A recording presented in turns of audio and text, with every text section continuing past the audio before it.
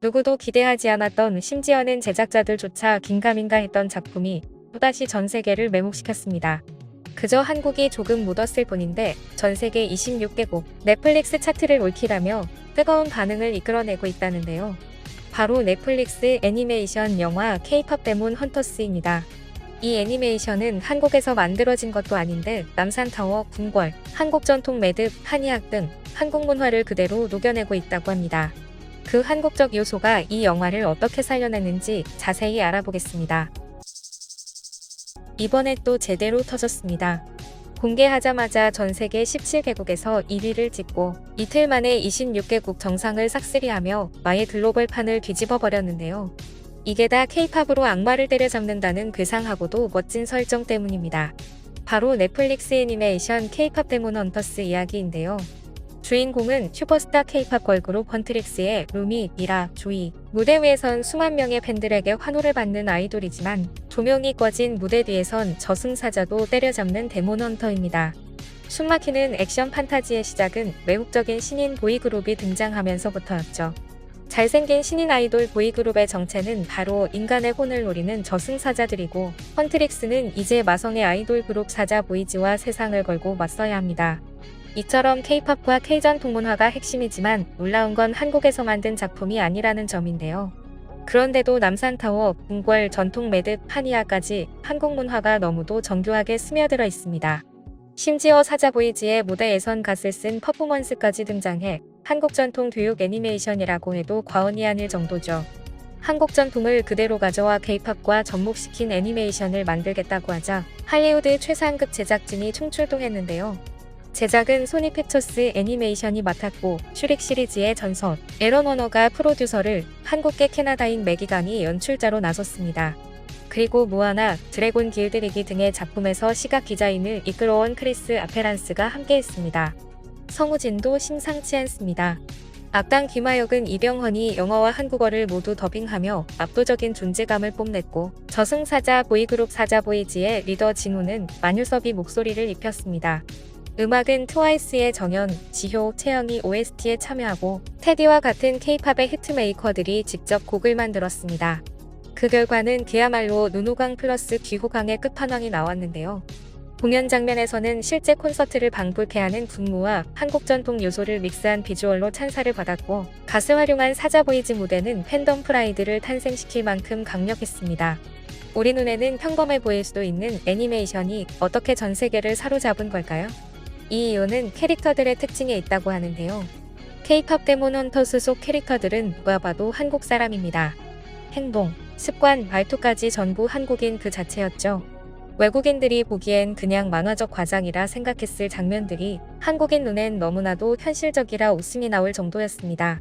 예를 들면 힘들고 기운 없을 땐 국밥을 한 그릇 먹으며 속에 기를 털어놓고 젓가락을 상에 놓을 때 냅킨을 밑에 까는 센스도 보여줍니다. 앉을 땐 앞바다리를 하고 앉고 멀쩡한 소파를 두고 바닥에 앉아 등을 기대는 전형적인 집콕 자세까지 그대로 등장합니다. 분식집에서 라면, 김밥, 순대, 어묵을 시켜서 다 함께 해치우는 여고생들의 모습과 선글라스에 성캡 파마머리로 완성된 한국 아줌마 풀장착 패션도 그대로죠. 심지어는 골목마다 불법 주차된 자동차까지 숨기지 않고 미화하지 않고 한국에 있는 그대로를 담아냈습니다. 한국에 여행 왔던 외국인들은 줄거리나 애니메이션보다 이런 디테일 찾는 재미로 본다고 할 정도입니다. 특히 지금 온라인을 뜨겁게 달구고 있는 건 바로 호랑이와 까치 캐릭터입니다. 그런데 이들은 우리가 아는 동물들과는 사뭇 달라 보이는데요. 자세히 보면 조선 후기 민화 양식 작고도에서 따온 디자인입니다. 한국인들의 민족 정서를 표현하던 그림이 이 애니메이션 안에서는 현대적인 캐릭터로 되살아난 것이죠. 무기에까지 놀라운 디테일이 담겨 있습니다. 주인공들이 악령과 싸울 때 사용하는 무기는 단순한 판타지 무기가 아닙니다. 무당이 쓰는 신칼 전통 월보, 그리고 무엇보다도 조선왕실에서 사용하던 4인 참사검까지 등장합니다. 이걸 애니메이션에 넣었다는 건 제작진이 한국 문화를 얼마나 철저히 연구했는지를 보여주는 한국 문화에 대한 찬사의 증거입니다. 무대 디자인도 예사롭지 않습니다.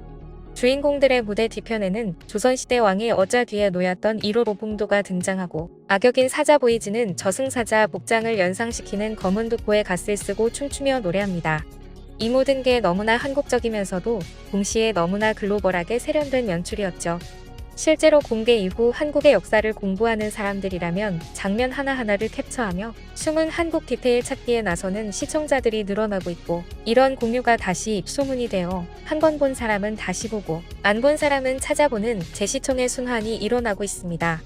이 모든 섬세한 요소들이 단순한 장식이 아니라는 걸 알게 된 외국 시청자들 또한 한국 문화는 이런 거였구나 하며 자연스럽게 한국적 정서와 미감을 체험하고 있는 셈이죠. 결국 K-팝 데몬 헌터스는 K-팝이라는 세계적 문화 콘텐츠에 정교한 한국의 디테일을 녹여 이질적이지 않으면서도 누구에게나 신선하게 다가간 문화 융합이 정석 같은 작품이라 해도 과언이 아닙니다. 그런데 역시 이번에도 예외는 있었습니다. 한국 콘텐츠가 전 세계에서 인기를 끌고 넷플릭스 기록을 갈아치우기만 하면 유독 발작 버튼을 누르는 나라가 하나 있죠. 바로 중국입니다. 자국 내에서는 넷플릭스가 금지돼 있으면서 누가 어떻게 봤는지는 모르겠지만 남의 나라 콘텐츠를 죄다 몰래 감상해놓고는 또 한국이 우리 문화를 훔쳤다며 억지를 부리고 있는 겁니다. 실제로 중국 최대 리뷰 플랫폼 더우반에는 K-팝 데몬 헌터스에 대한 리뷰가 수천 개 넘게 올라오며 화제가 되고 있는데요. 이 중 상당수가 이건 원래 중국 거다라는 주장을 합니다. 저승사자, 독보, 병풍, 갓은 물론 작품 곳곳에 등장하는 전통 매듭과 놀이개도 자신들 것이라며 중국 매듭을 한국이 훔쳤다는 터무니없는 주장까지 내놓고 있습니다. 이건 애초에 기본적인 문화 지식부터가 부족한 소리입니다.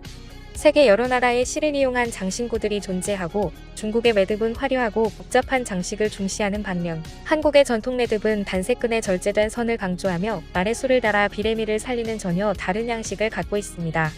목적도 정신도 미학도 완전히 다르죠. 한국의 전통 매듭은 삼국시대까지 그 기원을 거슬러 올라가며 중국에서 전래되었다는 역사적 증거 또한 존재하지 않습니다.